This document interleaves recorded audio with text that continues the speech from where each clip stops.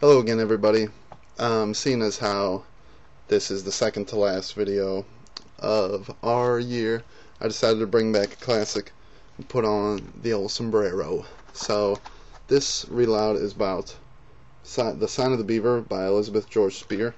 It is a really good book. It's kind of like The Hatchet because it's a survival story, but it's also got some Dances with Wolves things in it, which is a good movie too. So, because a young boy grow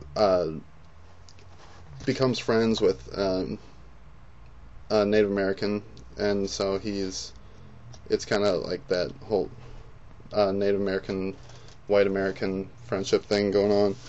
So basically what happens in this book is Matt, who is a 12-year-old boy, is left by his father after they settle into a new place, and they build a log cabin, and the father has to go to help his family come make the journey to the cabin so that they can live there.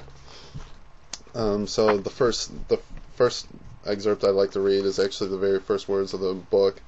It's Matt stood at the edge of the clearing for some time after his father had gone out of sight among the trees.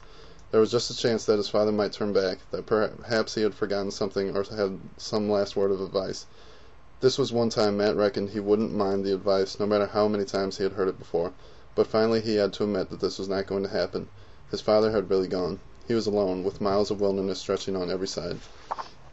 And this is kind of like a good intro to the book, I thought, because it's already setting you up to really like Matt, because he's got to be really courageous in order to deal with him being alone in the wilderness for however long it's going to take his father to go get his family and bring him back, and he has to just live off the land and be by himself, and that takes a lot of courage. And I think a lot of young adult readers can relate to that, because they have to do a lot of courageous things. Even though they're young, they have to do things that involve courage, and so by seeing the young boy, who's only 12, being able to not cry or be really, really upset when his father leaves, and he has to live alone, it's kind of shows how courageous he is. And then the other quote I have shows the friendship between Matt and the other Native American boy his age, who is Atian, or Adian. I think it's Atian. That's how I would pronounce it. But it's a part when they're fishing, and because they both teach each other a lot of things and they learn from each other, so that's like part of the major part of the group is their friendship. And